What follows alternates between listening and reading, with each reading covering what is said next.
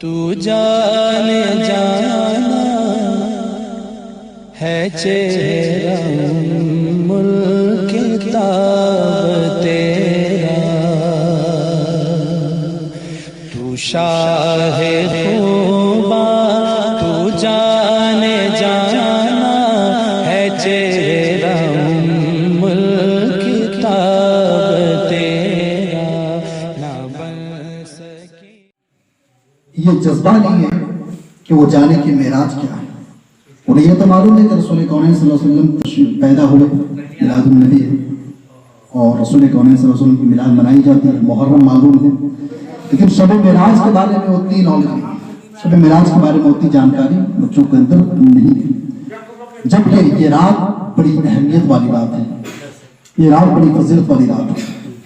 یہ وہ رات ہے کہ جس رات میں رسول کونین صلی اللہ علیہ وسلم زمین سے آسمان پر تشریف لے گئے، اور یہ وہ رات ہے جس رات میں رب تبارک و تعالیٰ سے حضرت سرور کائنات صلی اللہ علیہ وسلم نے کلام فرمایا، یعنی آقا کریم صلی اللہ علیہ وسلم رب تبارک و تعالیٰ کا دیدار کیا۔ سامنے آ جائے تھوڑا سا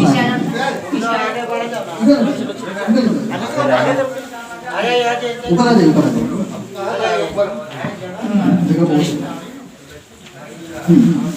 یہ رات کون سی رات میں بولیے؟ شب معراج۔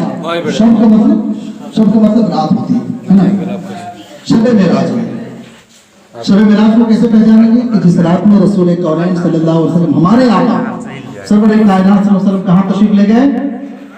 اللہ کی بارگاہ میں، بولیے اللہ کی بارگاہ میں، وہاں پر جا کے رب تبارک و تعالیٰ سے بات کی آپ، ہے نا، وہیں سے نماز آئی، اس وقت تک نماز فرض نہیں ہوئی تھی، ہے نا، وہیں سے نماز آئی۔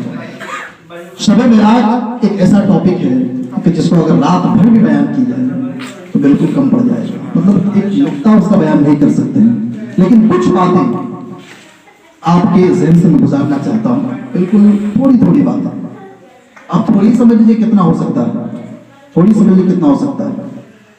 اللہ رب العزت قرآن مجید میں ارشاد فرماتا ہے سبحان الذی اسری بعبدہ، بس اتنا، آگے نہیں بڑھوں گا، سبحان الذی اسری بعبدہ، بلکہ ایک آیت کریمہ ہے، آیت کریمہ یہ سبحان الذی اسری بعبدہ لیلا من المسجد الحرام الى المسجد الاقصى الاقصى الذي باركنا حوله لنريه من آیاتنا انه هو السمیع العلیم انه هو السمیع البصیر۔ کیا فرماتا ہے رب تبارک و تعالیٰ؟ اس آیت کریمہ کا ترجمہ کیا ہے معلوم؟ پاک ہے وہ ذات، پاک ہے وہ ذات جس نے اپنے بندے خاص کو، بندے خاص کون ہے؟ رسول کونین صلی اللہ علیہ وسلم، جس نے اپنے بندے خاص کو رات کے مختصر سے حصے میں مسجد حرام سے مسجد اقصیٰ تک لے گیا، مسجد حرام سے مسجد اقصیٰ تک لے گیا، اور اس کے بعد جس کے ارد گرد وہ مسجد حرام، وہ مسجد اقصیٰ، جس کے ارد گرد، اس ارد گرد اطراف میں رب تبارک و تعالیٰ نے نور رکھا ہے نا، اس کو روشن کیا، انہ هو السمیع البصیر، اور وہی سننے والا ہے اور دیکھنے والا ہے رب تبارک و تعالیٰ۔ اب اس آیت کریمہ کی تشریح اگر کی جائے تو بڑی لمبی ہو جائے گی، نہیں اس میں نہیں جانا چاہتا ہوں، اب ذرا تھوڑی سی بات آپ کے گوشے گزار کرنا چاہتا ہوں، یعنی آپ کے ذہن میں لانا چاہتا ہوں، اگر توجہ رکھیں گے تب۔ یہاں پر آنے کا مقصد دیکھیے توجہ رکھنا ہے، اس پر بھی تقریر کی جا سکتی ہے، چلانا بھی جا سکتا ہے، لیکن نہیں، سمجھانے والی بات ہونی چاہیے، آپ کے ذہن میں بات ہے واقعی جو بات بولی جا رہی وہ کیا ہے نا۔ تو پہلے تو یہ بات سمجھ لیجئے کہ رب تبارک و تعالیٰ اپنے حبیب کو اس رات میں، آج کی رات اپنے پاس بلایا، اور کیوں بلایا وہ بات کی بات کریں۔ پہلے آیت کریمہ پر غور کرتے ہیں کہ رب تبارک و تعالیٰ کیا بیان فرما رہا ہے۔ بہت سے لوگ سوال کرتے ہیں کہ رب تبارک و تعالیٰ کی بارگاہ میں رسول کیسے جا سکتے ہیں، اور رات کے مختصر سے حصے میں کیسے جا سکتے ہیں؟ توجہ کے ساتھ سماعت کریں۔ رسول کونین صلی اللہ علیہ وسلم ایسا سوال کیا جاتا بول کر کے رب تبارک و تعالیٰ جانتا تھا، پہلے رب تبارک و تعالیٰ پہلے جانتا تھا، इसलिए रब तबारक व तआला कुरान मजीद में दलील के तौर पर, सबूत के तौर पर आयत करीमा नाज़िल फरमाया। और क्या फरमाया? सुब्हानल्लज़ी असरा बिअब्दिही, पाक है वो ज़ात जिसने अपने हबीब को ले गया, दूसरे बंदे खास को ले गया। इधर आ जाइए। जिसने अपने बंदे खास को मस्जिद हराम से मस्जिद अक्सा तक ले गया। अब यहाँ पर एक बात बोलिए, कोई ये कह सकता है कैसे रसूल जा सकते हैं? तो यहाँ पर जाने की बात ही नहीं, यहाँ पर जाने की बात ही नहीं बल्कि ले जाने की बात है। वो जो के साथ सुनाता हूँ, यहाँ पर रसूल खुद नहीं गए बल्कि कोई ले गया। और ले जाने वाला कौन है? बोलो ना, अल्लाह है ना। अल्लाह सबसे पाक है ना। अल्लाह का ना औलाद है, ना वो किसी का औलाद है, ना औलाद होगा उसका कोई। वो ज़मान और मकान से पाक है, यानी ज़मीन और मकीन कहीं पर भी नहीं, कहीं पर वो महसूस नहीं हो सकता है। हम यहाँ पे बैठे, यहाँ भी अल्लाह है, हमारे आंख में अल्लाह। The Bluetooth device is ready to pair. समझे? ये इधर देखो, बीच में गड़बड़ नहीं होनी चाहिए। तो अल्लाह हर जगह है। अल्लाह कहाँ है? हर जगह अल्लाह मौजूद है। तो रब तबारक व तआला बयान फरमा रहा है। और इधर देखो, रब तबारक व तआला क्या बयान फरमा रहा है? पाक है वो ज़ात जो अपने बंदे खास को ले गया। यानी बात समझ में आ गई कि रसूल खुद से नहीं गए बल्कि अल्लाह से ले गया। अल्लाह से ले गया। तो पता यह चला, अगर कोई सवाल करता है कि रसूल खुद कैसे गए, तो रसूल से सवाल नहीं करता बल्कि अल्लाह की जात पर सवाल उठाता है। अब जो अल्लाह की जात पर सवाल उठाए, बताओ वो मोमिन रहेगा क्या? नहीं रहेगा। पता चला रब तबारक व तआला अपने हबीब को ले गया और वही अपने हबीब को सैर कराता है, फिर रात के मुख्तसर से हिस्से में वहां से लेकर जमीन पर लेकर आ जाता है। अब आइए गौर करें एक और बात। रब तबारक व तआला इस आयत करीमा में एक बात बयान फरमाया, तवज्जो के काबिल है। सुब्हानल्लज़ी असरा बिअब्दिही, असरा बिअब्दिही। अब्द का मतलब क्या होता है? बंदा। अब्द का मतलब क्या होता है? बंदा। जरा गौर करें आप, रब तबारक व तआला ये भी बयान फरमा सकता था सुब्हानल्लज़ी असरा बिरसूलिही, कि पाक है वो ज़ात जिसने अपने रसूल को ले गया, है ना। लेकिन ये क्यों बयान फरमाया कि पाक है वो ज़ात जिसने अपने बंदे को ले गया? सुभान अल्लाह। सवाल है ना भाई जी। रसूल है ना, आका रसूल है। सुब्हानल्लज़ी असरा बिनबी ही बोल सकता था कि पाक है वो ज़ात जिसने अपने नबी को ले गया, नहीं, बल्कि बियामदही बयान फरमाया। क्यों जानते हैं? क्यों? बहुत सारे जवाब हैं। एक जवाब जो आपके समझने के काबिल है वो क्या है, जरा गौर करें आप। हज़रत ईसा अलैहिस्सलाम को रब तबारक व तआला ने छठे आसमान पर उठाया ना, छठे आसमान पर उठाया। लेकिन जो इनके चाहने वाले पैरोकार है, क्या कहते हैं? इनको फांसी दे देगा। नौज़ बिल्लाहि मिन ज़ालिक। हज़रत मूसा अलैहिस्सलाम को रब तबारक व तआला, हज़रत ईसा अलैहिस्सलाम को रब तबारक व तआला ने छठे आसमान पर उठाया तो दुनिया वाले क्या कहते हैं? अल्लाह का बेटा। ये परवरदिगार आलम ने सुलह पाक में इरशाद फरमाया, समझे? सुलह पाक में क्या फरमाता अल्लाह कि ये मेरा बेटा नहीं, ये मेरा नबी है। हज़रत ईसा मेरे नबी हैं। लेकिन जब रब तबारक व तआला ने उसे आसमान पर उठाया उनको, तो दुनिया वाले ये कह दिए कि ये अल्लाह का बेटा है। नौज़ बिल्लाहि मिन ज़ालिक। रब तबारक व तआला अपने हबीब को आसमान पर बुलाया और ये वाक़या तो मशहूर होना ही था कि रब तबारक व तआला अपने हबीब को आसमान पर बुलाया है, सैर कराया है, उसके बाद जमीन पर लाया है। मुमकिन था कि कोई इसे भी अल्लाह का बेटा न कह दे, तो कोई रसूल सल्लल्लाहु अलैहि वसल्लम को अल्लाह का बेटा न कह दे। इसीलिए परवरदिगार आलम कुरान मजीद में क्या बयान फरमाया? सुब्हानल्लज़ी असरा बिअब्दिही, फरमाया कि पाक है वो ज़ात जिसने अपने बंदे खास को अपने हाथ के मुख्तसर से ले गया। बात समझ में आई नहीं आई? समझ में आई ना? बंदा इसलिए बयान फरमाया कि ये बंदा है, बेटा नहीं है। कोई बेटा नहीं कह देना मेरे रसूल को, क्योंकि मैं बेटा से पाक हूं, ना ही मैं किसी का बेटा हूं, ना ही मेरा कोई बेटा है। लम यलिद वलम यूलद की जात, लम यलिद वलम यूलद कि शान के लायक अल्लाह रब्बुल इज्जत की जात है। न वो किसी का बेटा है ना, और ना ही कोई उसका बेटा हो सकता है। छोड़िए ना, लेकिन उसको अब जरा ये गौर करें आप, रसूल की शान मुलाहिजा फरमाया, रसूल की शान मुलाहिजा फरमाया। अल्लाह एक आयत, इस आयत करीमा में एक लफ्ज और बयान फरमाया, सुब्हानल्लज़ी असरा। असरा, असरा का मतलब होता है सैर कराना, सैर कराना। अल्लाह ये बयान फरमाया कि सफर किया, सैर कराया, शान देखिए आप, रसूल की शान देखिए आप, तवज्जो के साथ समझेंगे, दिल बाग बाग हो जाएगा आपका। इधर आ जाइए, तवज्जो के साथ समझेंगे। सफर क्या होता है मालूम है आपको? सफर तेजी के साथ होता है, सफर बड़ी तेजी के साथ। मिसाल के तौर पे यहाँ से आप रावल किला जाते हैं तो किसी बस में बैठेंगे आप 2 घंटे 3 घंटे में आप पहुंच जाएंगे, यानी तेजी के साथ पहुंचेंगे। अगर सैर करते जाएंगे तो सैर करते जाएंगे तो 5 घंटा नहीं 2 दिन भी लग सकता है। आप देखते जाएंगे, अरे यहाँ से बावड़ा जाएंगे, पैदल जाएंगे, गाड़ी में धीरे धीरे देखते जाएंगे, नजारा देखते जाएंगे, तो आप 4 घंटा 1 दिन भी लग सकता है। नजारा देखने को ही सैर कहा जाता है, समझे? सैर और सफर बहुत बड़ा फर्क है। सफर स्पीड को कहा जाता है, स्पीड के साथ तेजी के साथ सफर किया जाता है ना। लेकिन सैर अलग चीज होती है, सैर नजारे को देखने को कहा जाता है सैर, समझ मेरी बात? लेकिन रब तबारक व तआला अपने हबीब की शान बयान फरमा रहा है, वजह के साथ समाप्त फरमाया। अल्लाह क्या बयान फरमा? सुब्हानल्लज़ी असरा बिअब्दिही, पाक है वो जात जिसने अपने हबीब को रात के मुख्तसर से हिस्से में ले गया, यानी सैर कराया, सैर कराया। असरा बी का मतलब होता है ले जाना, सैर कराना भी होता है। वजह के साथ समाप्त फरमाया। एक तरफ क्या है कि रसूल कौनैन सल्लल्लाहु अलैहि वसल्लम जमीन से आसमान पर, जमीन से मस्जिद हफ्सा से मस्जिद अक्सा से लेकर आसमान तक है, और पलक झपकने की देर थी कि वहां आका तशरीफ ले आया, आका तशरीफ ले आया। जरा गौर करें आप, रसूल की सैर को मुलाहिजा फरमाया आप कि सफर तेजी के साथ होती है। रब तबारक व तआला ने अपने हबीब को सैर कराया है। गौर करें आप कि रब तबारक व तआला ने अपने हबीब के सैर को कैसा रखा होगा कि सैर इतनी तेजी के साथ है कि पलक झपकी,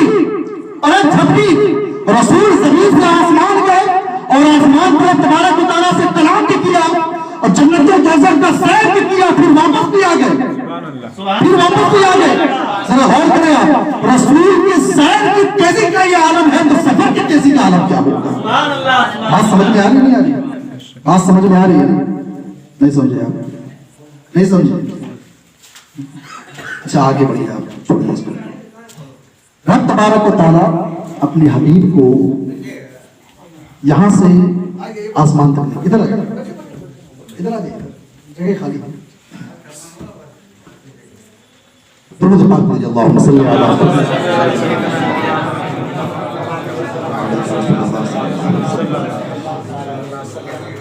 एक और बात बयान करना चाहूंगा।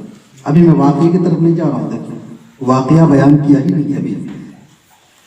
आइए, बहुत से लोग ये भी किसी के जहन में ये आ सकता है कि जिसको नॉलेज ना हो इस्लाम का, आ सकता है जहन में, आ सकता है। क्या जहन में आएगा कि रसूल जमीन से आसमान तक कैसे चले गए, है ना? कोई ख्वाब में ही जा सकता है। मिसाल के तौर पे आप सोते हैं तो ख्वाब में बहुत दूर तो जा सकते हैं। ख्वाब में तो आपको जन्नत भी नजर आ सकता है, ख्वाब में सऊदी अरब भी जा सकते हैं, है ना? ख्वाब में कहीं भी जा सकते हैं, कश्मीर की वादी घूम के आ सकते हैं ख्वाब में, है ना? लेकिन ख्वाब की कोई अहमियत होती है क्या? नहीं होती है। ख्वाब की कोई अहमियत नहीं होती। यानी आप किसी ख्वाब अगर बोलेंगे आप सुबह उठ करके कश्मीर में घूम रहा था, तो फिर सामने वाला ही बोलेगा हाँ ख्वाब में तो कोई कहीं भी जा सकता है ना। तो ऐसा क्वेश्चन ज़हन में आ सकता है, और ऐसा क्वेश्चन किया गया है बहुत से लोगों के जानिब से, समझे? मैं नाम नहीं लेना चाहता, ऐसा सवाल किया गया कि रसूल कौनैन सल्लल्लाहु अलैहि वसल्लम की जो मेराज थी, मेराज किसको बोलते हैं मालूम आपको? बस एक सिंपल सी बात जो आपको ज़हन में रखना है, अगर समझ गया तो आपको बात समझ में आएगी। मेराज बोलते हैं अल्लाह की जात से मिलने को, अल्लाह की जात से मिलने को मेराज बोलते हैं। और रसूल कौनैन सल्लल्लाहु अलैहि वसल्लम अल्लाह की जात से बिल्कुल सामने होकर के कलाम किया है, और रब तबारक व तआला अपने हबीब से कलाम किया है, और हबीब रब से कलाम करते थे, है ना? और एक बात बयान करता चलूं, हर नबी को रब तबारक व तआला ने मेराज कराया है, हर नबी को मेराज कराया है, लेकिन मेराज की कैफियत, मेराज की शक्ल अलग थी।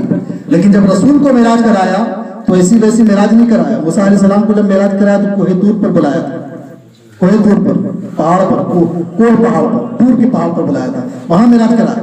लेकिन रब अपने हबीब का जब मेराज कराया तो यूं मेराज नहीं करा, बल्कि अपने पास बुलाकर मेराज कराया। सुभान अल्लाह, अपने पास बुलाकर मेराज कराया, और ऐसे मेराज कराया कि जिसका जिक्र परवरदिगार आलम 27वें पारे के सूरह नज्म में बयान फरमाता। क्या बयान फरमाता है? कहता है काबा कौसैनी औ अदना, یعنی میرا حبیب اس سے اتنا قریب ہوا کہ جیسے دو کمان آپس میں قریب ہوا کرتے ہیں. سبحان اللہ, ہے نا. یہ رب تبارک و تعالیٰ قرآن مجید میں بیان فرما رہا ہے. اب آئیے ذرا غور کرتے ہیں کہ اگر کوئی کہے کہ رب تبارک و تعالیٰ کے حبیب کو جو معراج ہوئی تھی اور رب تبارک و تعالیٰ نے اپنے حبیب کو جو معراج کرایا وہ خواب میں کرایا, تو پھر اس کا ثبوت کیا ہے آپ کے پاس؟ اب آئیے کچھ واقعات کی روشنی میں آپ کو بیان کرتا چلوں. اپنا لاجک لگائیے آپ کہ اگر رسول کونین صلی اللہ علیہ وسلم کو خواب میں معراج ہوتی, خواب میں اگر معراج ہوتی, تو رب تبارک و تعالیٰ بے عبدہی کیوں بیان فرماتا قرآن مجید میں؟ بے عبدہی کیوں بیان فرماتا؟ عبد کا مطلب کیا ہوتا؟ غور کریں آپ, عبد کا مطلب کیا ہوتا ہے؟ عبد کا جب آپ ڈیفینیشن عربی میں دیکھیں گے, نہیں معلوم اس لیے بتا رہا ہوں, سمجھیں گے. عبد بندہ, عبد کہتے ہیں بندے کو, سمجھے, لیکن بندہ کب بنتا ہے؟ یوں ہی اگر کسی کو کوئی مر گیا اس کو بندہ نہیں کہیں گے. کیوں نہیں کہیں گے؟ کیونکہ اس کے اندر سے روح نکل چکی ہے. تو جسم اور روح کے مجموعے کا نام بندہ ہے. یہ ڈیفینیشن ہے, میں نہیں کر رہا ہوں. بڑے بڑے عربی داں جو عربی جانتے تھے, جنہوں نے ڈکشنری لکھی ہے, ان لوگوں نے اس کا عبد کی تعریف کی ہے. ان لوگوں نے عبد کا ڈیفینیشن بیان کیا ہے کہ عبد ایکچولی بولتے کس کو, حقیقت میں بولتے کس کو. تو عبد اس کو بولتے ہیں جس میں روح بھی ہو اور جسم بھی ہو. جسم کے اندر روح ہو تو وہ بندہ ہے. سمجھ میں آ رہی بات؟ اللہ کا بندہ نہیں, وہ الگ بندہ ہے. وہ مر گیا تبھی بندہ ہے, زندہ تبھی بندہ اللہ کا. لیکن ڈکشنری کے اعتبار سے گرامیٹیکلی جس کو بولتے ہیں وہ کیا ہے؟ بندہ ہے. توجہ, پڑھنے لکھنے والے بچے اس لیے بیان کر رہا ہوں میں. تو عبد کس کو کہتے ہیں؟ جسم بھی ہو اور اس کے اندر روح بھی ہو, ہے نا.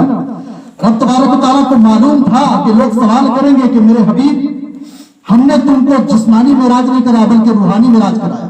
اور روحانی کا مطلب ہوتا ہے کہ خواب میں معراج کرایا. بیٹھو نا, بیٹھو یا جاؤ جاؤ, سمجھے, روحانی معراج کرایا. لیکن نہیں, رب تبارک و تعالیٰ نے جسمانی معراج کرایا. اب اس کا ثبوت کیا ہے؟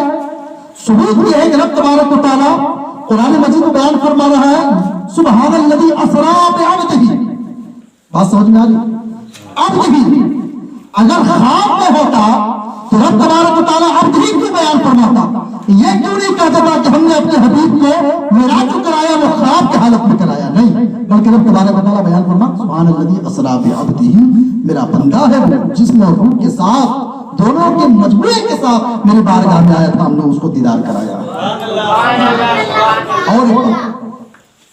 اور ایک ثبوت یہ ہے کہ جب رسول کونین صلی اللہ علیہ وسلم معراج کر کے واپس تشریف لائے اور صبح جب کفار کے سامنے, کافروں کے سامنے رسول کونین صلی اللہ علیہ وسلم جب بیان کرنے لگے کہ ہم رات کے مختصر سے حصے میں مسجد حرام سے مسجد اقصیٰ تک گئے, پھر مسجد اقصیٰ سے ساتوں آسمان کا سفر طے کیا.